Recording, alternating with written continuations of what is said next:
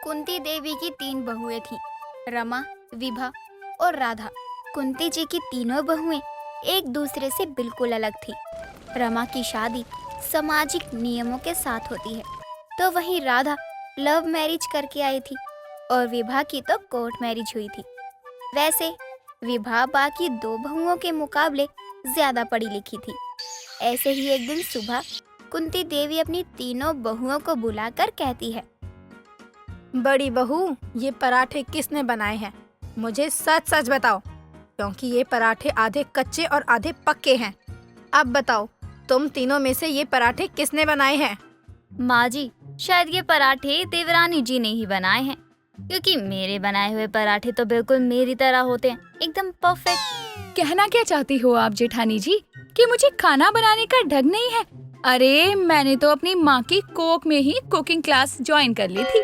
आप सिर्फ कह कर तो देखो, सब कुछ बनाना आता है मुझे। राधा से ही पूछ लो। जेठानी जी, आप मुझ पर ऐसे कैसे इल्जाम लगा रही हो? जेठानी हो इसलिए आपका लिहाज कर रही हूँ। वैसे भी मेरी माँ ने मुझे गोल गोल और सुंदर पराठे बनाने सिखाए हैं।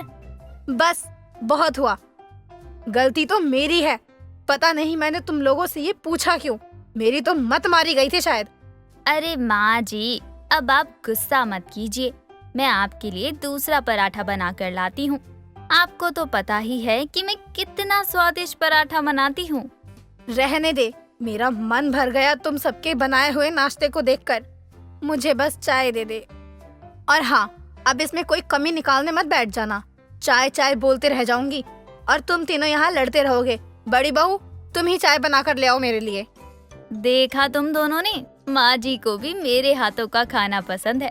अब से नाश्ते से लेकर रात के खाने तक सब मैं ही बनाऊंगी, बात खत्म। आप भले ही लंच और डिनर बना लो, लेकिन नाश्ता तो मैं ही बनाऊंगी, कह देती हूँ, वरना सही नहीं होगा। जाइए चाय लेकर आइए माँ जी के लिए। देवरानी हो तो थोड़ा अदब से रहा करो। अगर कोई और होती ना तो मैं बता देती कि क्या हश्र कर सकती हूँ मैं। हाँ, आप मुझे कुछ करती और मैं देखती रहती। मैंने भी कोई कंचे नहीं खेले हैं। कुंती चाय का इंतजार कर ही रही होती है, लेकिन वहाँ रमा की जगह राधा चाय लेकर पहुँचती है।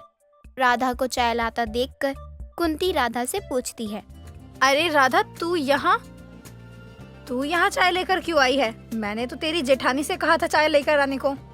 वो कहाँ है? माँ जी, आपकी दोनों बहुएं झगड़ रही हैं, इसलिए मैं आपके लिए चाय लेकर आई हूँ। मेरे हाथ की भी चाय पीकर देखिए कितनी टेस्टी बनी है। लेकिन मुझे आपके लिए नाश्ता बनाना बहुत अच्छा लगता है, लेकिन मुझे जेठानियों को पता नहीं वो क्यों इतना लड़ते हैं। शायद अब तुम तीनों बहुओं का नाश्ता रोज खाना पड़ेगा, या फिर तुम तीनों का नाश्ता बनाने का टाइम टेबल फिक्स कर दो। जिस दिन जिसका नाश्ता बनाने का समय आएगा वो उसी दिन बनाएगा। हाँ, ये भी सही है। फिर हम सभी मिलकर प्रतियोगिता करेंगे, किसका नाश्ता सबसे ज्यादा अच्छा बनता है। सही कह रही हूँ ना सासू माँ मैं? इनका कुछ नहीं होगा। अब वक्त आ गया इनकी बुआ सास को बुलाने का, तब जाकर इनकी अकल ठिकाने आएगी। कुंती सोच ही रही होती है कि तभी वहाँ रमा चाय लेकर आती है और अपनी सास को देती है। बेचारी कुंती को नाश्ते में 2 कप चाय मिलती है। ऐसे ही कई दिन गुजर जाते हैं और एक दिन जब कुंती देवी अपनी बहुओं के साथ नाश्ता करने बैठी थी, तभी उनके घर कुंती देवी की ननद ललिता आती है और दरवाजे से कहती है, भाभी, कोई मेरा सामान लेने आएगा या मैं खुद अपना सामान उठा कर ले आऊं? आपकी बहुएं कोई काम की है भी या नहीं? अरे दीदी, आप यहाँ? आप हम लोगों को पहले बता देती तो हम आपको स्टेशन लेने के लिए आ जाते। वैसे आपको आने में कोई तकलीफ तो नहीं हुई ना? कैसे तकलीफ नहीं हुई?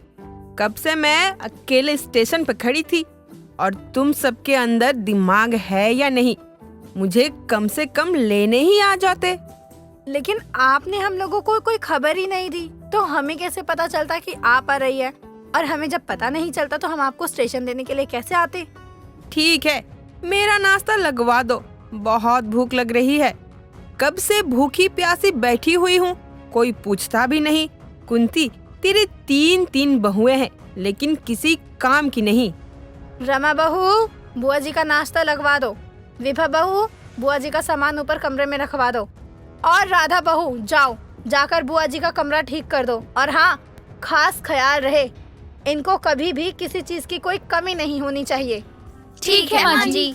अरे वाह कुंती, तुमने तो मुझे कहा था तेरी बहुएं बहुत लड़ती है, तो अभी ऐसे बकरी की तरह मिमियाते हुए चली गई।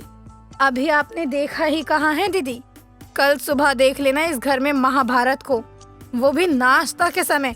अरे इस नाश्ते को लेकर तो मैं तंग आ चुकी हूँ।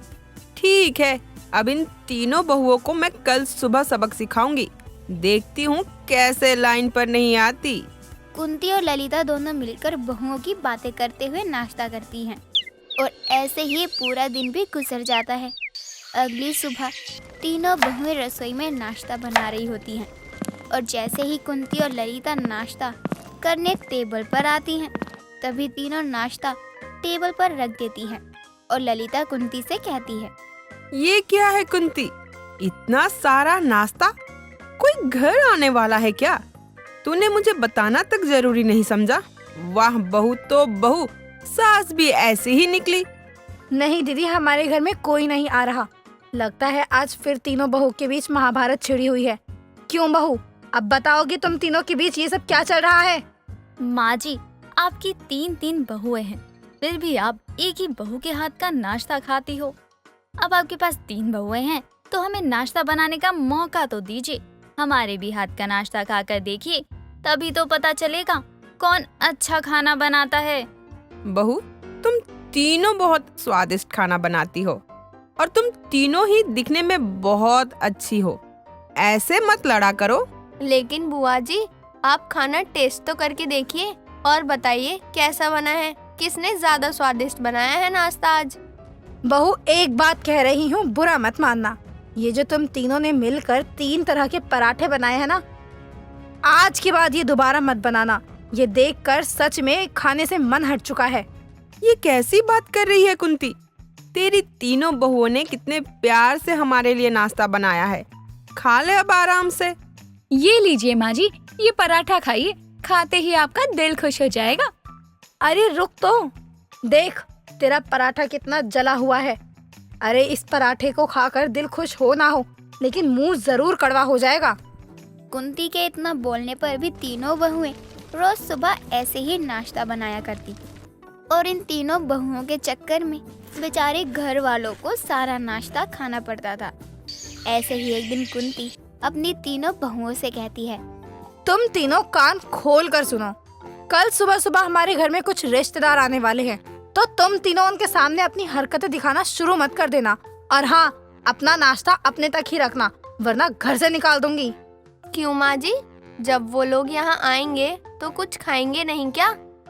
मैं तो अपना मनपसंद दिल के शेप का पराठा बनाऊंगी, मुझे मत रोकना माँ जी। नाश्ता खाकर सभी को अच्छा लगेगा। नहीं, मैं इस घर की बड़ी बहू हूँ, इसलिए मेरे हाथ के गोल गोल सुंदर सुंदर पराठे खाएंगे सभी मेहमान। हाँ तो फिर मैं क्यों पीछे रहूं? मैं भी अपने हाथ का नाश्ता उनके लिए बना कर रखूंगी। नहीं, ऐसा कुछ करने की कोई जरूरत नहीं है। मेरे घर मेहमान आ रहे हैं, तो तुम तीनों देवियाँ बिना झगड़े रह लो, वही मेरे लिए बहुत है। वरना मेहमानों के सामने मेरी नाक कट जाएगी। माँ जी, हम आपकी नाक नहीं कटवाएंगे। हम आपकी बहू हैं, दुश्मन नहीं जो आपकी नाक कटवा देंगे। इसी बात का तो रोना है। कुछ लोगों को तो उनकी बहू के हाथ का नाश्ता भी नसीब नहीं होता, और मुझे 3 बहुएं मिली, लेकिन उनके हाथ का नाश्ते से भी मुझे डर लगता है, ये सोचकर कि कहीं किसी को बुरा न लग जाए। तो माँ जी, आप ही क्यों तय नहीं करती हमारे हाथ का नाश्ता खाकर कि किसका नाश्ता अच्छा बना है, और उसके बाद वही बहू सुबह सुबह नाश्ता बनाया करेगी। कुंती विभा की बात मानकर अगली सुबह तीनों बहुओं का बनाया हुआ नाश्ता टेस्ट करती है और रमा के नाश्ते को पास करवाती है।